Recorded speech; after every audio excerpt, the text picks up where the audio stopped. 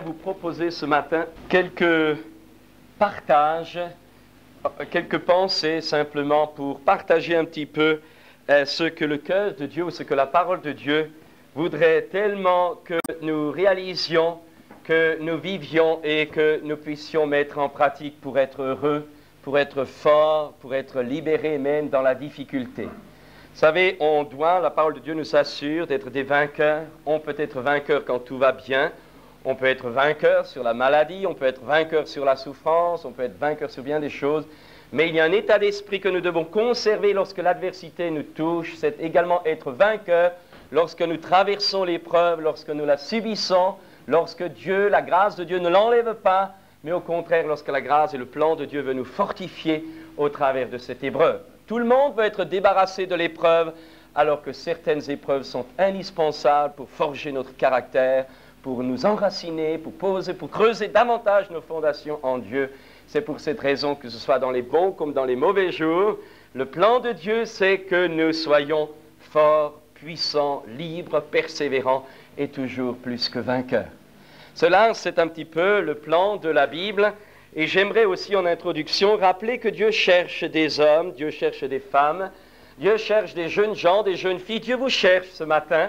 Je crois vraiment que c'est vrai, que Dieu nous cherche pour être des hommes et des femmes qui acceptent de s'engager, qui acceptent de recevoir les dons, non pas pour nous, mais pour servir. Et quand vous demandez des dons à Dieu, quand vous pensez aux qualifications que Dieu veut donner, il faut toujours penser que lorsque je demande un don à Dieu, c'est pour servir, donc ça va me coûter quelque chose.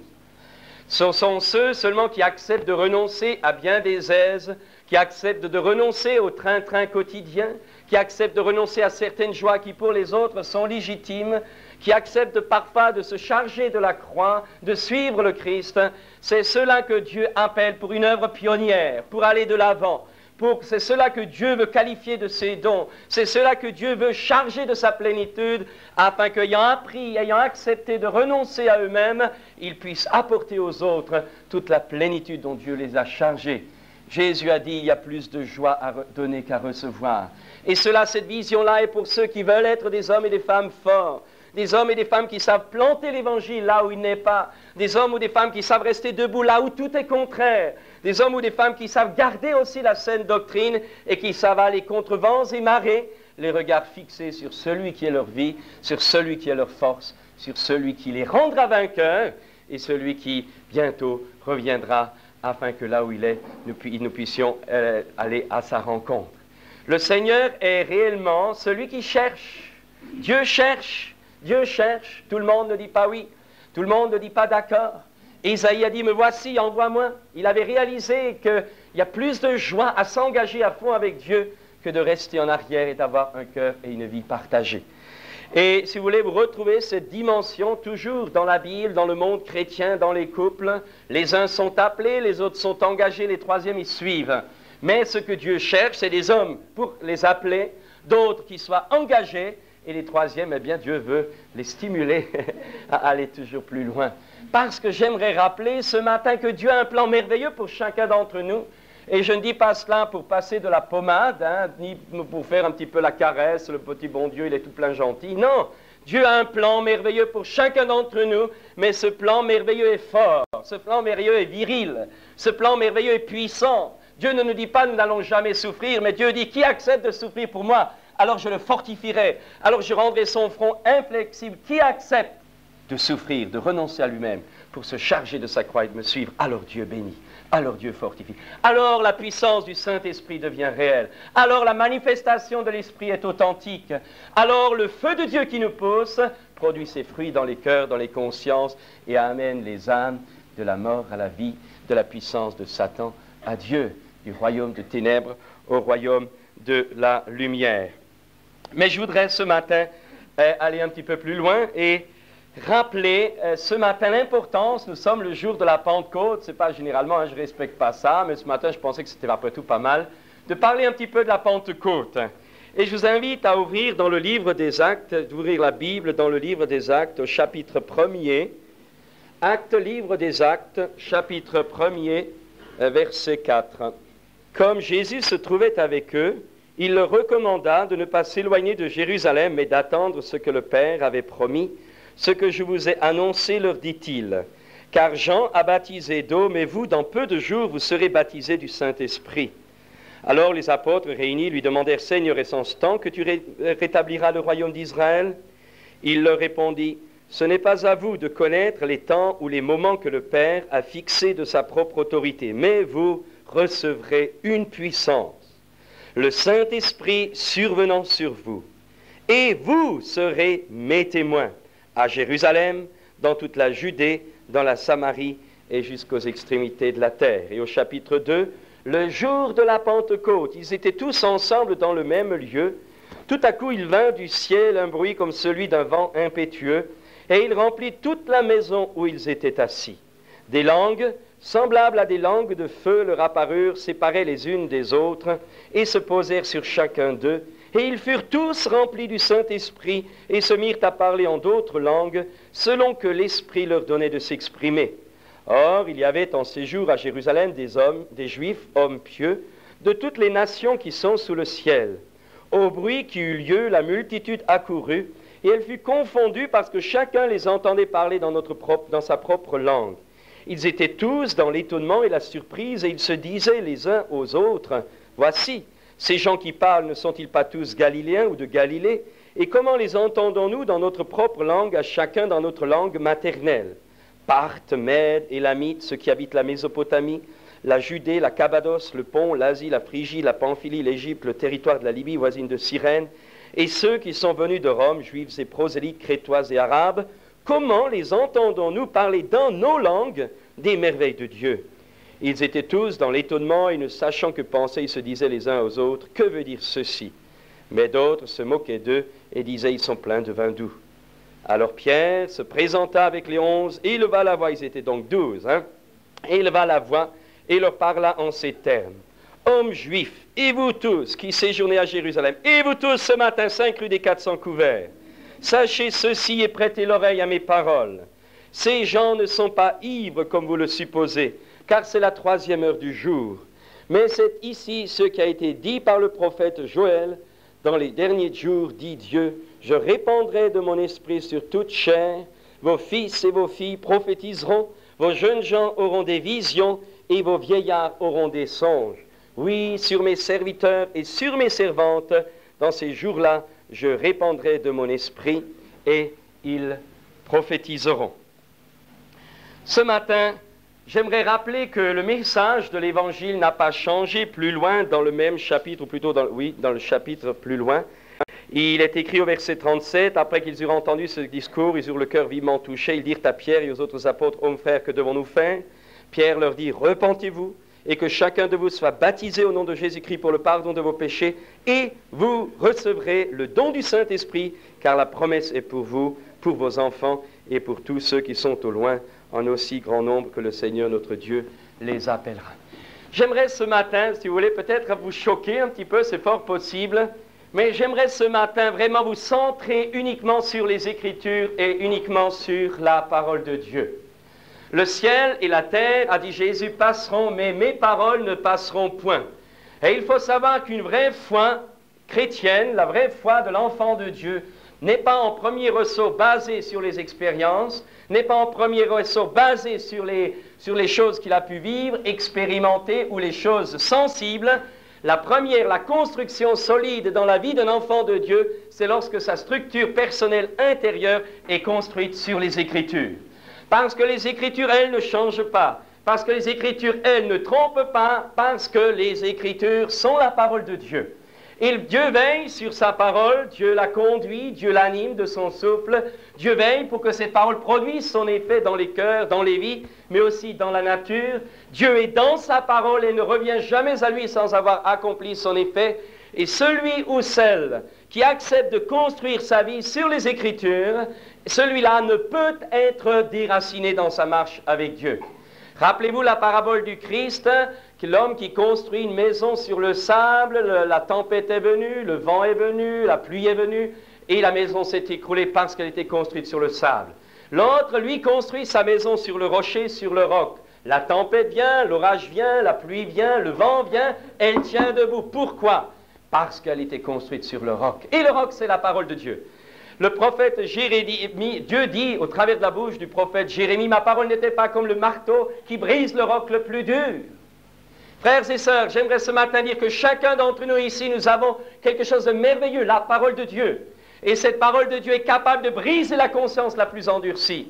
Cette parole de Dieu est capable de guérir un corps qui est dans l'adversité. Cette parole de Dieu est capable d'apporter la lumière là où il y a les ténèbres. C'est la parole de vie. Christ était la parole faite chair.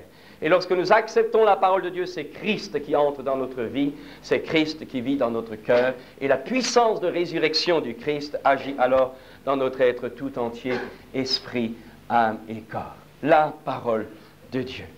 Mais j'aimerais bien sûr, ça c'est déjà compris, ce n'est qu'une sorte d'introduction.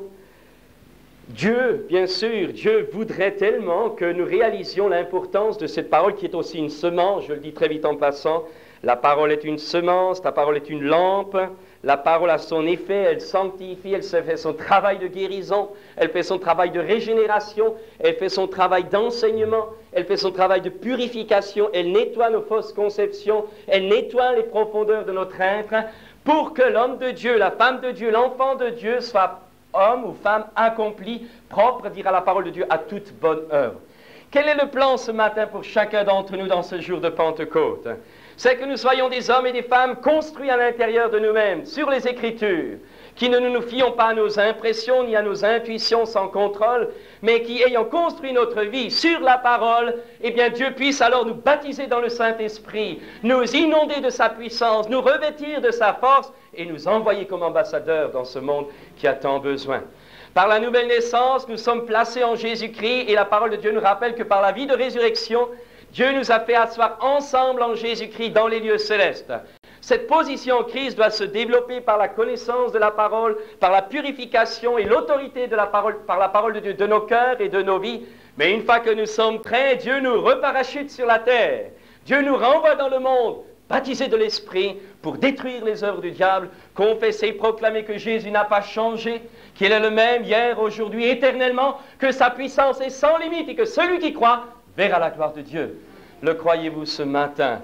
Est-ce que notre foi chrétienne est basée sur nos petites ou grandes luttes, sur peut-être nos échecs que nous avons pu vivre jusqu'à ce jour, que nous vivons actuellement, ou sur des souvenirs de bénédictions que Dieu nous a donnés? Ou est-ce que pendant que je parle au plus profond de vous-même, vous savez que Dieu n'a pas changé, vous savez que Jésus est toujours aussi tout-puissant, vous savez qu'il a la possibilité, le pouvoir, le désir et la volonté de faire toutes choses nouvelles dans toutes les vies? Dieu veut que tous les hommes soient sauvés et parviennent à la connaissance de la vérité. Ce matin, j'aimerais vous dire, si vous n'avez simplement qu'une religion, une tradition religieuse, si vous avez simplement adhéré d'une façon intellectuelle à Dieu, il vous manque quelque chose. Il vous manque la rencontre personnelle avec le Dieu vivant. Il vous manque le contact, il vous manque le salut, il vous manque la régénération par le Saint-Esprit. Et Jésus a dit, je suis le chemin, je suis la vérité, je suis la vie. Nul ne vient au Père que par moi, mais si aujourd'hui vous venez au Christ, il change vos vies, il vous fait passer de la mort à la vie, il vous enfante à la vie de résurrection, il fait de vous son enfant. Ce matin, Jésus est réellement vivant. Dieu est réellement concret dans son action et dans son existence. L'avez-vous rencontré? Mais je voudrais aller toujours un petit peu plus loin.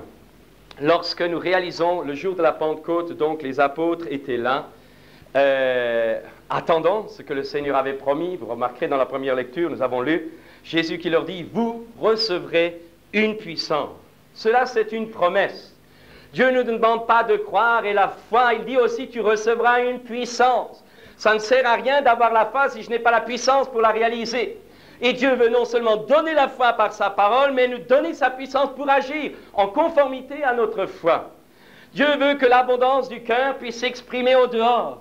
Dieu veut que ce que notre cœur a reçu par la parole, il garde dans la foi. Dieu veut faire de nous des hommes et des femmes créateurs et créatrices dans ce monde. Vous recevrez une puissance. Vous recevrez une puissance et vous serez mes témoins.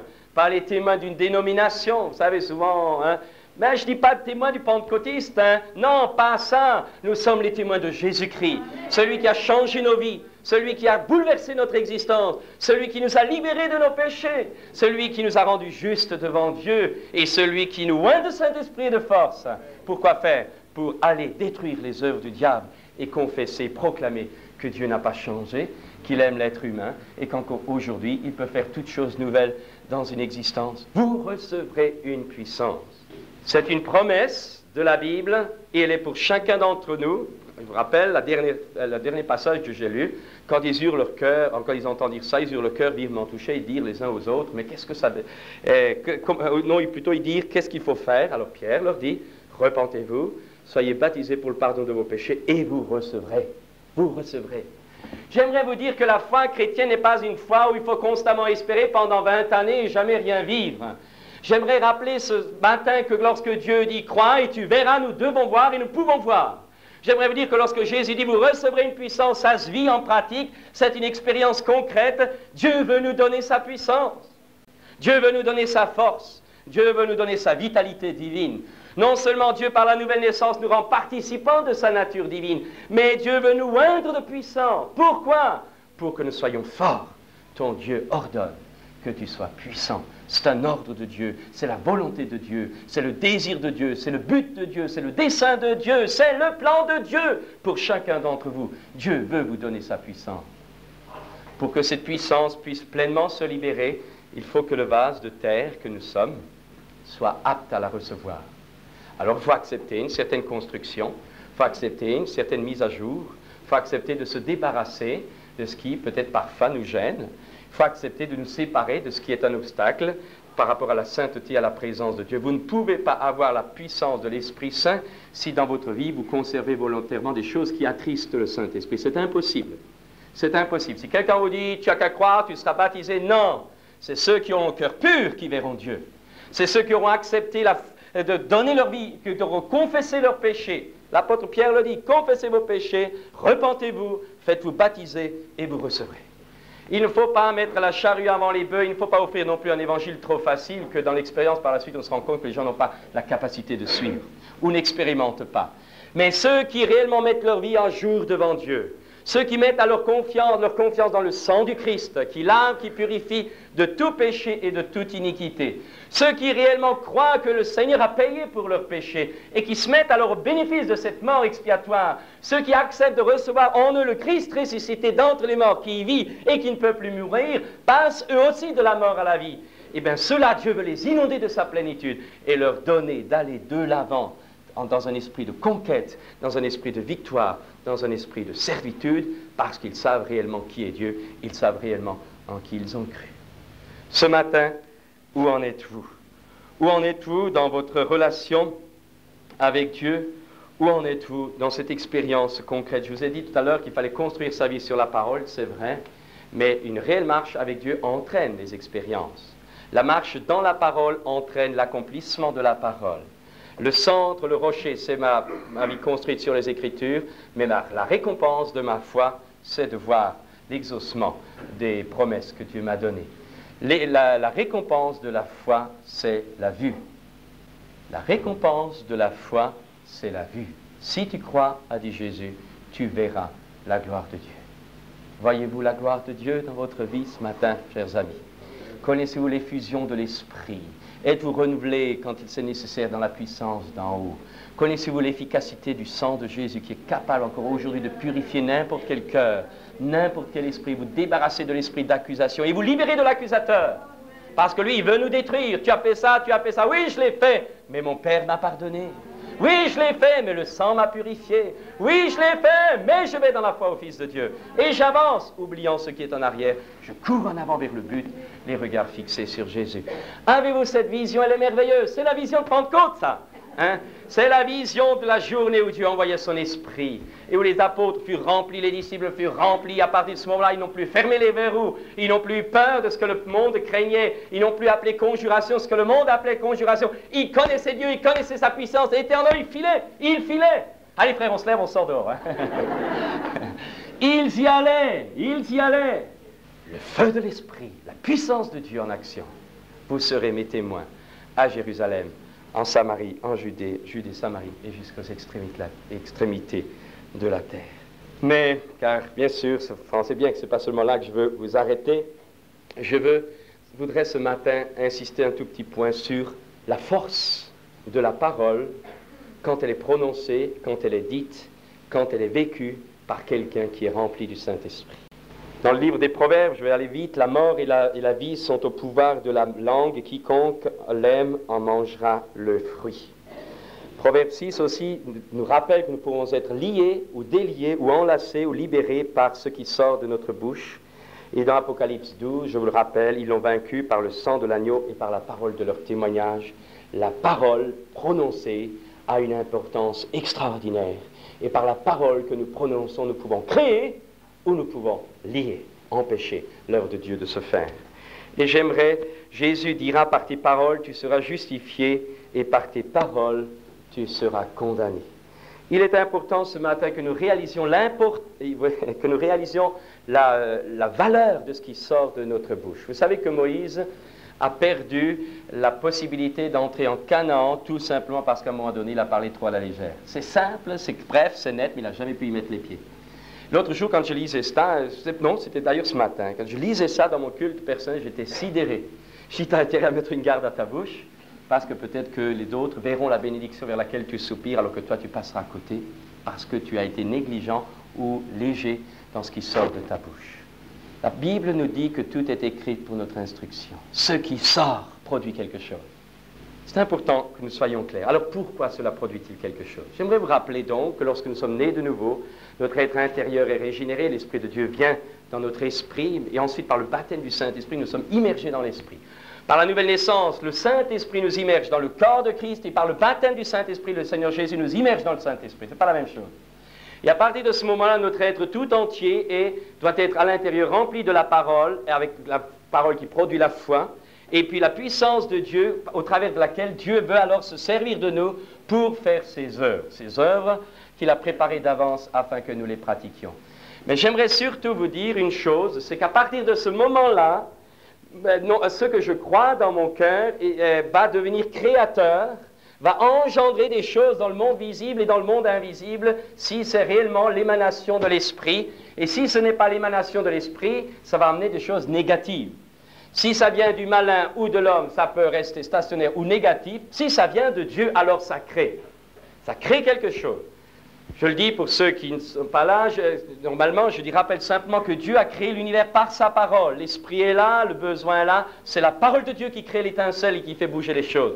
De la même manière, dans notre vie d'enfant de Dieu, si nous voulons voir Dieu opérer au travers de nos vies, si nous voulons voir les œuvres de Dieu se manifester, il faut que nous prenions conscience que nous avons notre part à faire, et cette part, c'est de prononcer, c'est de parler, c'est de confesser, c'est de dire, nous faisons en disant, nous exécutons l'œuvre de Dieu en disant ce que le Seigneur a pu mettre dans notre cœur. C'est de l'abondance du cœur que la bouche alors doit parler. Qu'est-ce que ça veut dire? Nous avons un esprit, et la manifestation, vous savez que notre corps a 5 sens, il agit par les sens. Notre cœur, l'âme, lui, a pour siège l'intelligence, la réflexion, la volonté. Mais notre esprit, l'esprit humain, lui, a un autre langage. Il a le langage de l'intuition ou de la conscience ou de la parole. La parole, c'est une manifestation audible de l'esprit. C'est une matérialisation, pourrais-je dire, sonore de l'esprit qui est en nous. C'est pour cette raison que quand le Saint-Esprit veut agir au travers de nous, quand le Saint-Esprit veut créer au travers de nous, il vient dans notre esprit, il nous donne la foi, la vie, la force, et quand nous prononçons, ça sort et ça crée. Il envoya sa parole, est-il dit, et il est guéri. Jésus dit, Dieu dit, toujours vous trouvez dit. Le dire, c'est le faire de Dieu. Beaucoup d'entre nous, nous sommes souvent dans l'esclavage, dans la défaite, dans les gémissements, dans peut-être dans les besoins, et nous savons que la parole de Dieu donne telle ou telle promesse, mais nous ne les voyons pas se réaliser. Nous croyons que Dieu veut nous revêtir de puissance, mais nous ne savons pas, nous ne comprenons pas pourquoi cela ne se fait pas. Eh bien, c'est simple. J'ai oublié la deuxième clé. La première, c'est laisser la parole de Dieu donner la foi à mon cœur, ma relation, ma communion avec Dieu, établir cette foi dans mon cœur. Mais la deuxième clé, c'est savoir que Dieu m'a établi un tel niveau qu'il travaille non pas au travers de moi seulement, mais qu'il travaille avec moi. Il me fait créateur à mon tour, pour que par ma parole, je crée dans le nom de Jésus. Dans le nom de Jésus, je peux créer. Quand quelqu'un chasse un démon, il est créateur d'un miracle. Chasser des démons, c'est une manifestation de miracle. C'est une action instantanée, toute puissante de l'Esprit de Dieu qui ordonne aux démons de partir. Je crée la liberté. Alors cette parole est vraiment efficace. L'Épître aux Hébreux nous dit que cette parole de Dieu est plus tranchante qu'une épée à double tranchant capable de partager âme et esprit, jointures et moelle. L'Épître aux Romains, Romains 10, 9 nous dit « C'est en croyant du cœur qu'on parvient à la justice et c'est en confessant de la bouche qu'on parvient au salut. » C'est en confessant de la bouche qu'on parvient au salut. Et je voudrais vous dire, ce que Dieu nous remplit dans la prière, dans notre domicile, à la maison, quand on est là devant Dieu, ce que Dieu nous donne, la vie, pas des théories, mais la vie, la puissance, parce que nous avons dégagé nos vies de tout ce qui faisait obstacle, lorsque nous acceptons d'être dans la lumière avec Dieu, à partir de ce moment-là, Dieu nous donne. Et alors nous créons. Et le langage, c'est la manifestation créatrice, visible, audible, de la puissance de Dieu au travers de notre esprit. Nous devenons ouvriers avec Dieu. Et ça, c'est formidable. J'aimerais vous le dire, c'est formidable. Nous sommes des surhommes. On n'a peut-être pas des grands biceps, mais notre cœur est rempli de Dieu. C'est notre part, ça. C'est notre privilège. Nous sommes des dieux, j'ose le dire. La Bible le dit, et c'est vrai. Nous sommes des dieux. Pourquoi? Par nous-mêmes, et non avec Dieu que péché, mais par la présence de celui qui est plus grand que tout et tous. Nature divine, né de nouveau, baptisé dans le Saint-Esprit, oint pour le service, acceptant de payer le prix pour la gloire de celui qui nous envole. Nous sommes comme des soldats qui ne s'embarrassent pas des affaires de la vie, mais qui courent, qui courent en avant, les regards fixés sur Jésus, combattant non pas comme battant l'air, mais avec précision, avec efficacité. L'évangile, vous savez, ça fait envie. Vous n'avez pas envie de vous battre? Ah là là, souvent, des fois quand on évangélise, là, il y en a qui disent, moi je suis un méchant, hein, moi j'aime pas. Je dis, bats-toi pour Jésus-Christ, ça changera un petit peu. Et ça, ils n'en veulent pas parce que le ridicule tue. Mais pour nous, le chrétien, le ridicule pour Jésus, c'est la puissance de Dieu en action. C'est formidable. J'aimerais vous dire que malgré les difficultés, les soucis, les problèmes, on en a tous, vous savez, bon, il faut les laisser à Dieu, c'est ça la clé, hein. Mais bien, ni les uns ni les autres, hein, je pense du moins, on lâchera le Seigneur. Pourquoi? Parce qu'il fait tellement tout à merveille dans notre vie. Et ça vaut le coup. Pensez que, imaginez pouvoir créer avec Dieu, être ouvrier avec Dieu, détruire les œuvres du diable, manifester que Jésus n'a pas changé dans ce monde qui est tellement matérialiste et incrédule parce qu'il est rebelle. Vous savez, les gens sont incrédules parce qu'ils sont rebelles. Ils ne veulent pas de Dieu. Ils ne veulent pas, eh bien on leur donnera quand même. C'est réel, il faut que le monde sache qu'un jour tout genou fléchira devant le Seigneur. Tout genou fléchira dans le ciel, sur la terre, sous la terre, et dira quoi? Que Jésus-Christ est Seigneur à la gloire de Dieu le Père. Chers amis, la bouche doit parler bien sûr de l'abondance du cœur, mais ce que j'aimerais rappeler, bon il y a beaucoup de choses à dire, mais je crois que j'ai changé de prédication. Ce que j'aimerais dire, c'est simplement ça, vous ne pourrez jamais dépasser la confession de votre bouche. La confession de votre bouche doit correspondre à ce qu'il y a dans votre cœur. Il ne faut pas être hypocrite, il ne faut pas dire des choses qu'on n'a pas en soi. Il ne faut pas être faux, il ne faut pas qu'il y ait un décalage entre ce que nous disons et ce que nous sommes. Mais si nous le sommes, et que nous oublions de professer, de dire, de créer par la parole, nous n'irons jamais plus loin, malgré ce que nous pouvons avoir en soi, nous n'irons jamais plus loin que ce que nous disons. Parce que la parole est le moyen de Dieu pour engendrer les âmes au salut. La parole est le moyen de Dieu pour créer.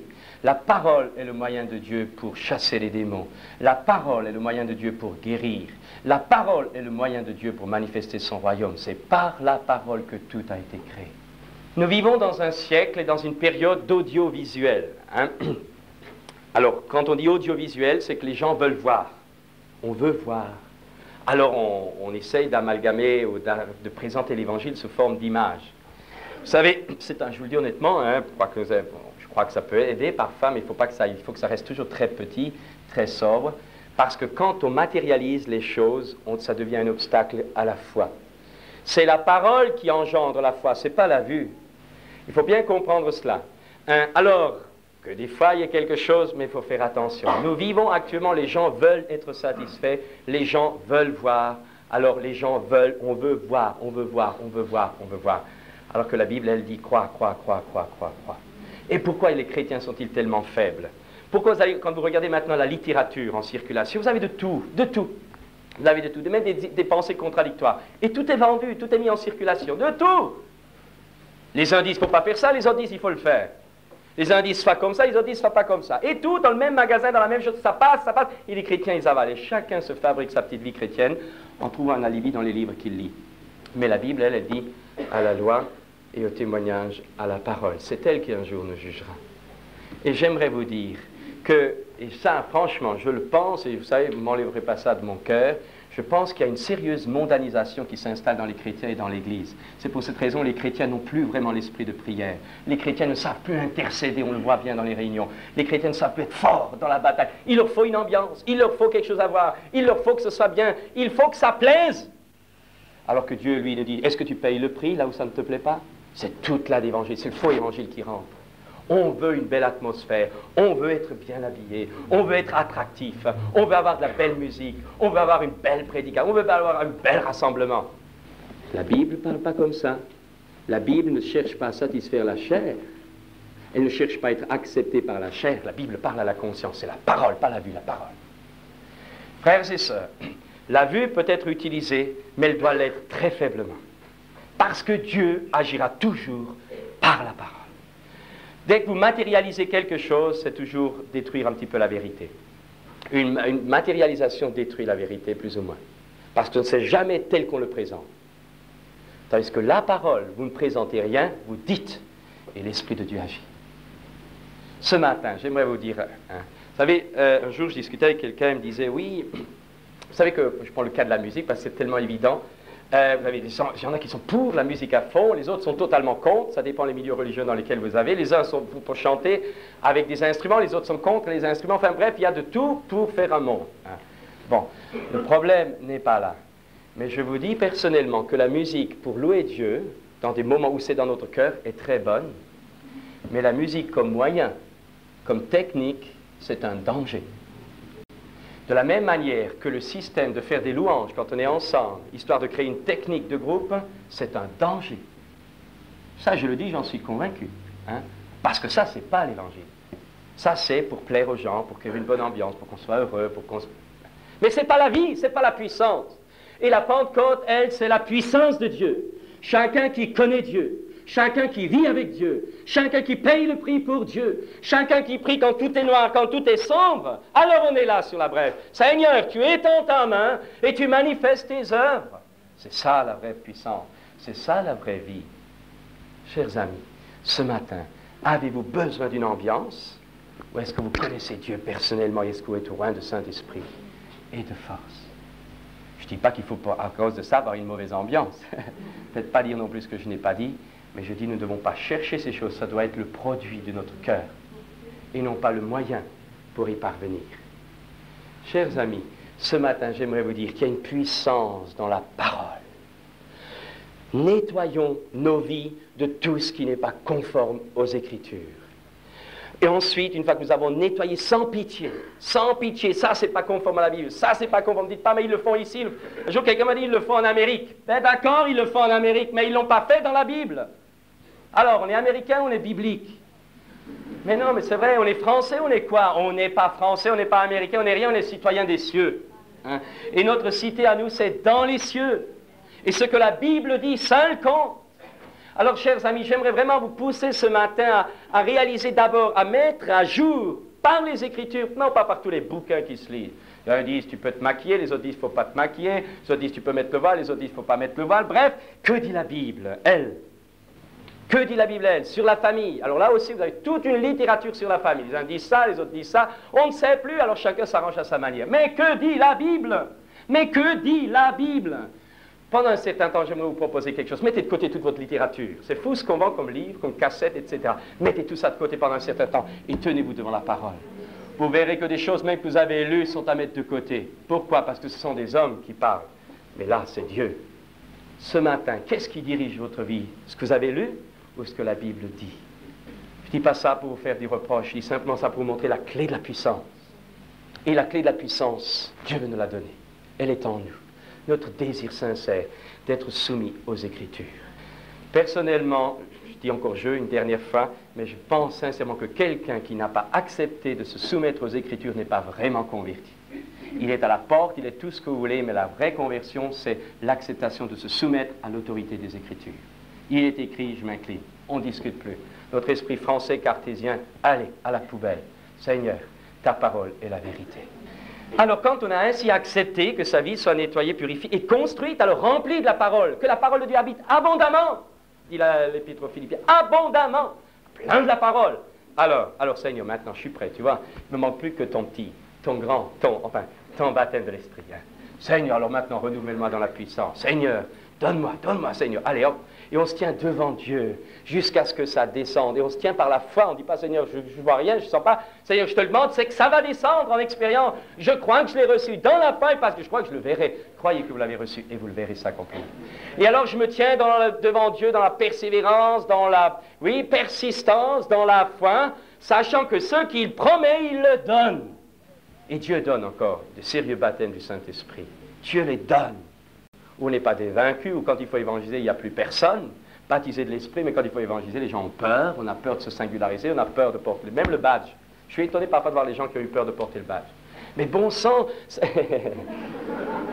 non, mais je voudrais vous dire, mais c'est notre saut à nous, notre gloire. Les témoins de Jésus-Christ dans cette ville.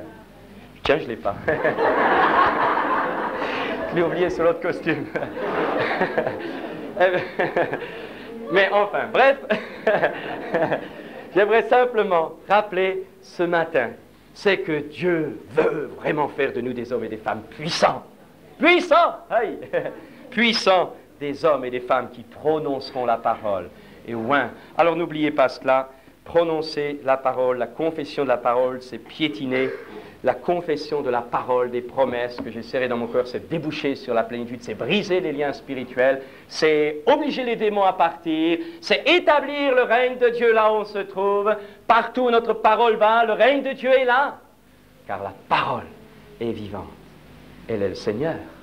Ce matin, je vais m'arrêter là. Hein, j'avais trop de choses à dire, alors je m'arrête. Je vais simplement rappeler ça ce matin. Chers amis, ce matin, j'aimerais vous dire que d'un côté, parole, de l'autre côté, puissance. Et les deux, ensemble, ça fait quoi? Ça fait vous, ça fait moi, ça fait notre part d'enfant de Dieu. La foi, confessée par les paroles, engendrée par l'action. Alors, feu vert. Alors, on y va. On y va. Dieu est vivant. Chers amis, j'aimerais vous le dire dans ce jour de Pentecôte, l'Esprit de Dieu est descendu. Ils étaient prêts. Il a quand même fallu une dizaine de journées, hein. Comprenez? Alors on dit maintenant le Saint-Esprit est descendu. D'accord, nous vivons dans la présence du Saint-Esprit. Mais la Pentecôte personnelle, c'est une expérience personnelle. L'Esprit est descendu sur la terre, mais nous devons expérimenter une Pentecôte personnelle, où Dieu veut tous nous baptiser dans le Saint-Esprit. Pentecôte individuelle, Pentecôte communautaire, comme les Hébreux qui marchaient sous la nuée, là, toute la nuée les couvrait, les protégeait de partout. L'onction de l'Esprit, ce matin, veut nous couvrir, nous pénétrer. Dieu veut nous toucher ce matin. Seigneur, rappelez-vous cette prière. On va peut-être la faire. Il se trouve dans le livre des Actes. Vous la connaissez dans le livre des Actes. Et je voudrais peut-être vous inviter à vous lever. Et vous allez la répéter après moi. Au verset 23, Acte 4, prenez vos Bibles, Acte 4, 23. Après, je vous laisse tranquille. Après Acte 4, verset 23, nous allons prononcer ces mots ensemble à haute voix, chacun à haute voix. Acte 4, verset 23. Après avoir été relâchés, allez on y va. Après avoir été relâchés, ils allèrent vers les leurs et racontèrent tout ce que les principaux sacrificateurs et les anciens leur avaient dit. Lorsqu'ils l'eurent entendu, ils élevèrent à Dieu la voix tous ensemble et dirent, alors attention, et ça c'est notre prière ce matin, hein? Seigneur, toi qui as fait le ciel, la terre, la mer et tout ce qui s'y trouve, c'est toi qui as dit par le Saint-Esprit, par la bouche de notre Père, ton serviteur David, Pourquoi ce tumulte parmi les nations et ces vaines pensées parmi les peuples? Les rois de la terre se sont soulevés et les princes se sont ligués contre le Seigneur et contre son oint. En effet, contre ton saint serviteur Jésus que tu as oint, Hérode et Ponce Pilate se sont ligués dans cette ville avec les nations et avec les peuples d'Israël pour faire tout ce que ta main et ton conseil avaient arrêté d'avant. Et maintenant, Seigneur, vois leurs menaces et donne à tes serviteurs d'annoncer ta parole avec une pleine assurance, en étendant ta main pour qu'il se fasse des guérisons, des miracles et des prodiges par le nom de ton saint serviteur Jésus. Quand ils eurent prié, le lieu où ils étaient assemblés trembla, ils furent tous remplis du Saint-Esprit et ils annonçaient la parole de Dieu avec persévérance. Relisons le verset 29.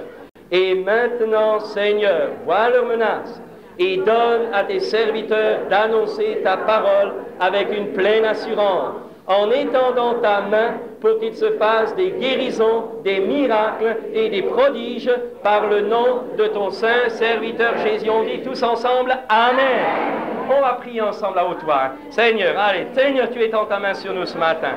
Nous voulons te demander ce matin vraiment que ton esprit se déverse sur nous. Déverse ce matin ton esprit. Oins-nous tous de force, de puissance, d'efficacité. Relève les fatigués, Seigneur. Guéris les corps malades. Seigneur, vivifie l'être intérieur. Donne ce matin notre Dieu. Touche chacun ici. Touche notre Dieu et manifeste ta puissance et manifeste ta gloire. Seigneur Jésus, toi tu baptises le Saint-Esprit. Oh, fais-le ce matin. Fais-le ce matin, notre Dieu. Étends ta main, notre Dieu. Manifeste la gloire de ton royaume. Je demande tous, dans le nom de Jésus. Oh, merci Seigneur.